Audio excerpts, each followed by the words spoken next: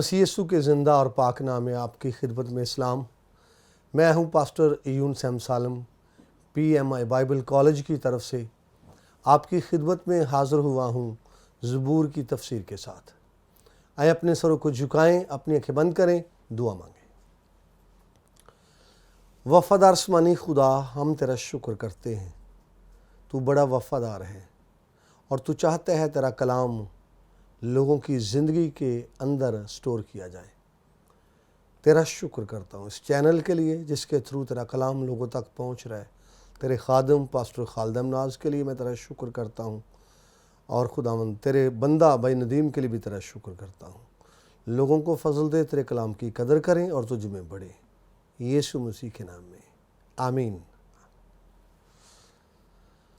ہم بات کر رہے ہیں زبور کی تفسیر کے حوالے سے، اور زبور نمبر 1 جو ہے وہ ہم سیکھ چکے ہیں۔ اس سے پیشتر کے زبور نمبر 2 شروع کیا جائے، اس کے حوالے سے 2 باتیں 3 کہنا چاہتا ہوں۔ پہلی بات یہ ہے کہ ہم نے لاسٹ میں سیکھا تھا کہ زبور نمبر 1 اور زبور نمبر 2 جو ہے وہ دیباچے کے طور پر پیش کیے گئے۔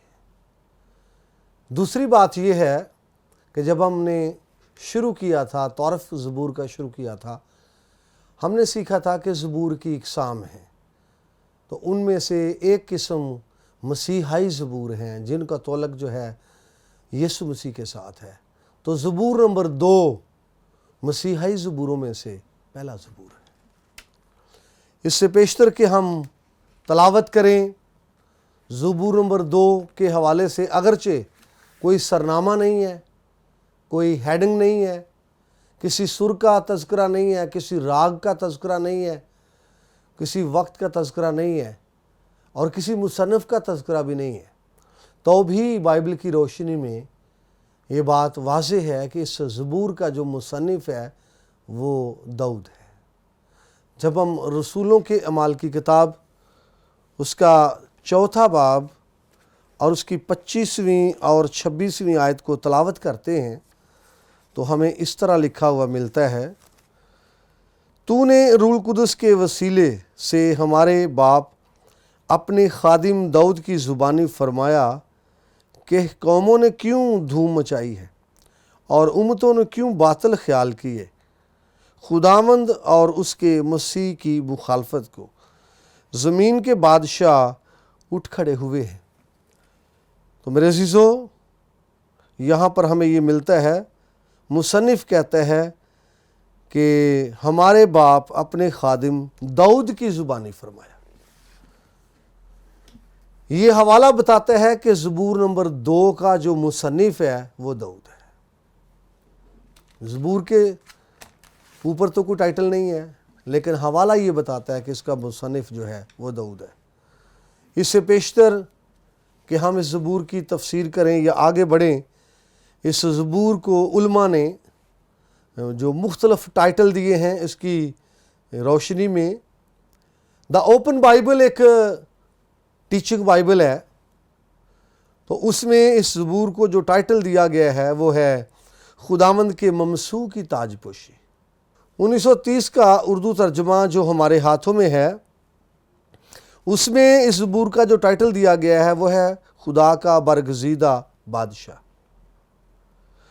ایک اور انگلش ٹیچنگ بائبل ہے ڈیکس انائٹڈ، اس میں اس کو جو ٹائٹل دیا گیا ہے لوگوں کا مسیحا کو رد کرنا،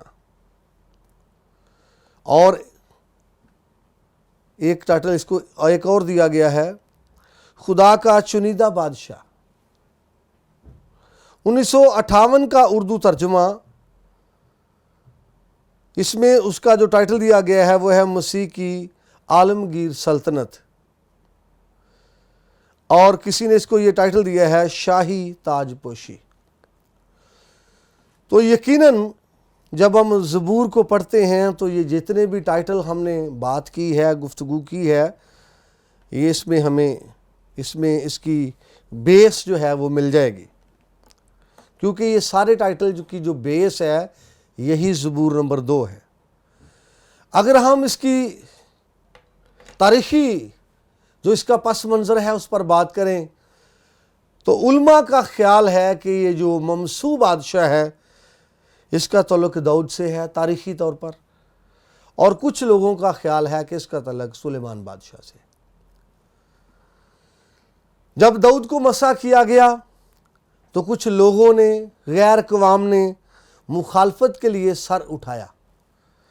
اس کے لیے سیموئیل نبی کی دوسری کتاب، اس کا 5واں باب، اس کی 17ویں آیت میں آپ کو مل سکتا ہے۔ تو علماء جو ہے زیادہ تر داؤد کے حوالے سے متفق ہیں کہ جب داؤد کو مسح کیا گیا اور غیر اقوام نے اس کی مخالفت کے لیے سر اٹھایا تو اس وقت سے اس کا جو تعلق زبور سے ہے۔ آپ کے لیے پڑھنا چاہتا ہوں زبور کو، اس کی پہلی آیت اور دوسری آیت ہم تلاوت کریں گے۔ قومیں کس لیے طیش میں ہیں اور لوگ کیوں قومیں کس لیے طیش میں ہیں اور لوگ کیوں باطل خیال باندھتے ہیں؟ خداوند اور اس کے مسیح کے خلاف زمین کے بادشاہ صف آرائی کر کے کہتے ہیں۔ شروع میں ہے قومیں کس لیے طیش میں ہیں، تو اس کے لیے جو عبرانی زبان کا لفظ قوموں کے لیے استعمال ہوا ہے وہ ہے گوئم، اور گوئم جو ہے بے شک یہاں پر اس کا ترجمہ قومیں کیا گیا ہے، اور کنگ جیمز ورژن کے مطابق 374 دفعہ اس کا ترجمہ نیشن کیا گیا ہے، اور 30 دفعہ اس کا ترجمہ جنٹائلز کیا گیا ہے یعنی غیر اقوام، اور 11 دفعہ اس کا ترجمہ پیپل یعنی لوگ کیا گیا ہے۔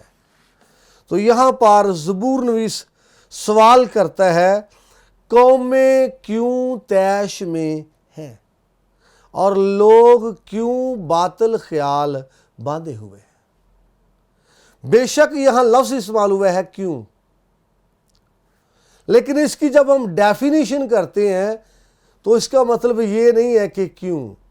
ڈیفینیشن میں یہ چیز آتی ہے کہ جو کچھ قومیں مخالفت کرنا چاہتی ہیں وہ نہیں کر سکیں گی، جو ان کی پلاننگ مسیح کے خلاف ہے اور خداوند کے خلاف ہے وہ کامیاب ہو نہیں سکتی۔ یہاں پر لکھا ہے لوگ کیوں باطل خیال۔ میں نے آپ کو زبور کا جب ہم تعارف کر رہے تھے تو عبرانی شاعری کی بات کی تھی، تو میں نے آپ کو بتایا تھا عبرانی شاعری کی جو پہلی قسم ہے اس میں یہ ہے کہ جو بات شعر کے پہلے حصے میں کی جاتی ہے وہی بات شعر کے دوسرے حصے میں کی جاتی ہے، مفہوم قائم رہتا ہے اور الفاظ تبدیل ہو جاتے ہیں۔ اور نوٹ کریں یہاں پر یہی بات ہے، پہلے شعر کے حصے میں قومیں کس لیے طیش میں ہیں اور دوسرے حصے میں ہے لوگ کیوں باطل خیال باندھے ہوئے ہیں۔ تو جو یہاں پر کیوں لفظ ہے اس کا مطلب یہ نہیں کہ انہوں نے کیوں ایسا کیا ہے، کیوں کی ڈیفینیشن یہ نہیں ہے کہ ایسا انہوں نے کیوں کیا ہے، کائے کے لیے کیا ہے، بلکہ اس کا مطلب یہی ہے کہ جو کچھ وہ کر رہے ہیں اس میں وہ کامیاب نہیں ہو سکتے۔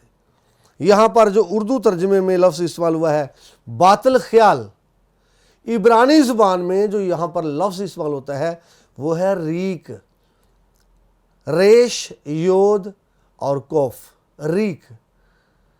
تو ریک کا ترجمہ جو ہے یہاں پر زبور 2 میں باطل خیال کیا گیا ہے، لیکن دیگر جگہ پر اس کو اگر اسٹڈی کیا جائے تو اس کے جو مختلف ہیں میننگ بتائے گئے ہیں اور ہمارے ہاتھوں میں مختلف اس کے تراجم آئیں گے۔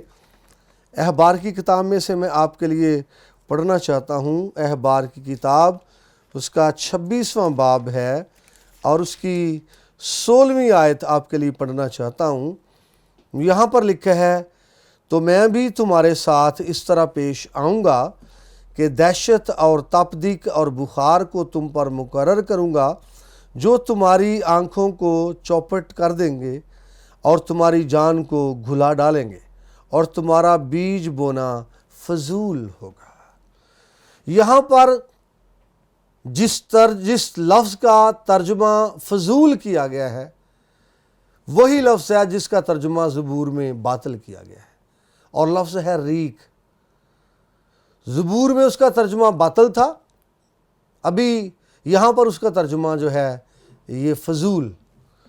اور اس کو آپ مزید پڑھیں 20ویں آیت، احبار 26 باب کی 20ویں آیت، تو یہاں پر لکھا ہے تمہاری قوت بے فائدہ صرف ہوگی، بے فائدہ۔ اور اختصار کے ساتھ میں دیگر حوالے آپ کے لیے نہیں پڑھ سکتا، لیکن میں آپ کو بتانا چاہتا ہوں یسایہ نبی کی کتاب اس کا 30واں باب 7ویں آیت میں اس کا ترجمہ بے فائدہ کیا گیا ہے۔ یسایہ کی کتاب اس کا 49واں باب 4تھی آیت میں اس کا ترجمہ بے فائدہ کیا گیا ہے، اور یسایہ کی کتاب 65واں باب اس کی 23ویں آیت میں اس کا ترجمہ بے سود کیا گیا ہے، اور زبور 73 اس کی 13ویں آیت میں اس کا ترجمہ عبث کیا گیا ہے۔ مزید آپ حوالہ جات اگر پڑھیں تو آپ کو اس کے اور بھی کئی میننگ سامنے آ سکتے ہیں۔ لہٰذا جب یہ لکھا ہے لوگ باطل خیال باندھتے ہیں تو ڈیفینیشن میں آ سکتا ہے کہ لوگوں کے جو خیال ہیں خداوند کے خلاف اور مسیح کے خلاف وہ فضول ہیں۔ لوگوں کے خیال جو خداوند کے خلاف اور مسیح کے خلاف ہیں وہ فضول ہیں، وہ عبث ہیں، وہ بے فائدہ ہیں، وہ کسی کام کے نہیں ہیں۔ تو اس کی تفسیر میں یہ آئے گا کہ ان کا منصوبہ جو ہے وہ کامیاب نہیں ہوگا، ان کا جو منصوبہ ہے وہ فیل ہو جائے گا۔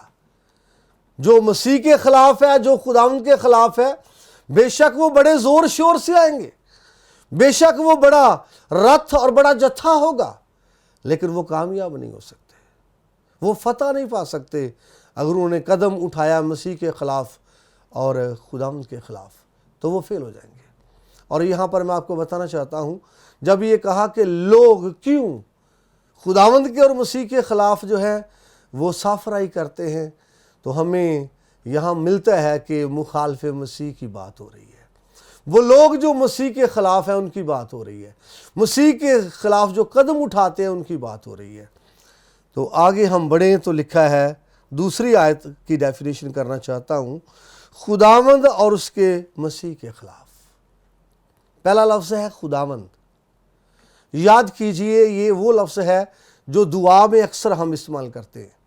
کئی لوگوں کے لیے تو یہ تقیہ کلام ہوتا ہے گفتگو میں یا دعا میں، لفظ خداوند، اور بڑا سادہ لفظ ہے اور عام فہم لوگ بھی اس کو سمجھتے ہیں۔ عبادات میں کثرت کے ساتھ یہ استعمال کیا جاتا ہے، اور یہ فارسی زبان کا لفظ ہے خداوند، اور اس کے معنی ہے آقا اور شوہر اور مالک۔ اس کے لیے عبرانی زبان کا لفظ جو ہے خداوند کے لیے ادون استعمال ہوتا ہے، اسی سے ادونائے ہے۔ ایک اور عبرانی زبان کا لفظ ہے، وہ ہے یہوہ، جس کو ہم بولتے ہیں، یہ عبرانی زبان کا لفظ ہے، اور اس کا ترجمہ ہمیشہ خداوند کیا جاتا ہے۔ تو لوگ کیوں خداوند کے خلاف یعنی مالک کے خلاف ہیں؟ لوگ کیوں مالک کے خلاف ہیں؟ لوگ کیوں ہیڈ کے خلاف ہیں؟ خداوند کے خلاف ہیں اور مسیح کے خلاف ہیں، یعنی مالک کے خلاف ہیں اور اس کے ممسوح کے خلاف ہیں، مالک کے خلاف ہیں اور اس کے چنیدہ کے خلاف ہیں۔ اور میں نے آپ کو ابھی تھوڑی دیر پہلے بتایا تھا کہ تاریخی طور پر دیکھا جائے، تاریخی پس منظر میں دیکھا جائے تو یہ اس وقت کی بات ہے جب داؤد کو مسح کیا گیا کہ وہ بادشاہ بنے، اور میں آپ کو بتانا چاہتا ہوں داؤد کا مسح کیا جانا خدا کی طرف سے تھا۔ کس کی طرف سے؟ خدا کی طرف سے تھا داؤد کا مسح کیا جانا۔ اور جب خدا کسی کو مسح کرتا ہے تو وہ خدا کا ممسوح ہے، اور خدا جو ہے یہ کبھی اس بات کو ایکسیپٹ نہیں کرتا کہ اس کے ممسوح کے خلاف قدم اٹھایا جائے، اور خدا اس بات کو قبول نہیں کرتا کہ اس کے ممسوح کے خلاف کوئی سافرائی کرے۔ اور یہاں پر جو ہے جب داؤد کو مسح کیا گیا تو اس کی مخالفت کی بات ہو رہی ہے، تاریخی طور پر مخالفت کا تذکرہ ہے، لیکن اس کا جو مخالفت کرنے والے لوگ ہیں وہ فیل ہوں گے اور وہ ناکام ہوں گے۔ میں ایک حوالہ یہاں پر پڑھنا چاہتا ہوں، میرے ساتھ نکال سکتے ہیں، زبور کی کتاب زبور 89 ہے، ہم پڑھیں گے، بائبل آپ کے پاس ہے تو نکال سکتے ہیں، زبور 89 اس کی 20ویں آیت سے، میرا بندہ داؤد مجھے مل گیا، اپنے مقدس تیل سے میں نے اسے مسح کیا ہے، میرا ہاتھ اس کے ساتھ رہے گا، میرا بازو اسے تقویت دے گا، دشمن اس پر جبر نہ کرنے پائے گا اور شرارت کا فرزند اسے نہ ستائے گا، میں اس کے مخالفوں کو اس کے سامنے مغلوب کروں گا اور اس سے عداوت رکھنے والوں کو ماروں گا۔ یہاں پر خدا بڑا خوبصورت خدا کا وعدہ خدا کے ممسوح کے لیے ہے، اور اس کے ممسوح کے ساتھ خدا کا وعدہ اور خدا کا کلام ہے۔ اس وقت کی بات ہے جب اس کو مسح کیا گیا اور خدا نے یہ وعدہ کیا کہ میرا ہاتھ جو ہے اس کے ساتھ رہے گا اور اسے تقویت دے گا، اور یہاں لکھا ہے دشمن اس پر جبر کرنے نہ پائے گا۔ اور زبور 2 میں ہم دیکھ رہے ہیں، قومیں کس لیے طیش میں ہیں؟ بھئی وہ تو فضول ہی طیش میں ہے، قوموں کا غصے میں آنا یہ تو فضول ہے، کیونکہ ممسوح کے ساتھ خدا کا کیا تھا؟ وعدہ تھا، اور خدا نے ایڈوانس ہی کہہ دیا ہے کہ اس کے دشمن اس پر کیا نہیں کرنے پائیں گے؟ جبر۔ دشمن کی للکار جو ہے فیل ہو سکتی ہے، کیونکہ خدا اپنے ممسوح کے ساتھ ہے۔ دشمن کی جو دہشت ہے وہ ختم ہو جائے گی، کیونکہ خدا ممسوح کے ساتھ کھڑا ہے، اور اسی لیے لکھا ہے میں اس کے مخالفوں کو اس کے سامنے کیا کروں گا؟ مغلوب کروں گا۔ یہ وعدہ ہے، خدا کہتا ہے اس کے مخالف کیا ہوں گے؟ مغلوب ہوں گے۔ بے شک وہ حملہ آور ہوئے ہیں، بے شک وہ مل کر انہوں نے حملہ کیا ہے، خدا کہتا ہے میں ان کو کیا کروں گا؟ مغلوب کروں گا۔ یہاں پر خداوند کے خلاف اور اس کے مسیح کے خلاف ہے بات۔ تو میں نے ابھی بات کی کہ خداوند کے میننگ ہے مالک، تو کیا وہ کامیاب ہوگا جو مالک کے خلاف کھڑا ہو جائے؟ کیا اس کو پائیداری ملے گی؟ بھئی خداوند کی جب بات کرتے ہیں وہ تو مالکوں کا مالک ہے، خداوند کی بات کرتے ہیں وہ تو آسمان و زمین کا مالک ہے، خداوند کی بات کرتے ہیں وہ تو سب کا مالک ہے، تو اس کے خلاف کوئی اگر کھڑا ہوگا تو کیا اس کو کامیابی ملے گی؟ اس کو فتح ملے گی؟ بائبل کو پڑھ کر دیکھیے کہ جب بھی کسی نے مالک کے خلاف قدم اٹھایا، دیٹ مین آسمان کے خدا کے، ہم آسمان کے خدا کی بات کر رہے ہیں، جب بھی کسی نے آسمان کے خدا کے خلاف قدم اٹھایا ہے کبھی کامیاب نہیں ہوا۔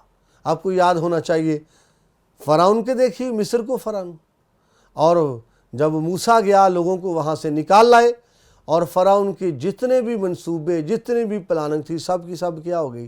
فیل ہو گئی، اور وہ کامیاب نہیں ہو سکا۔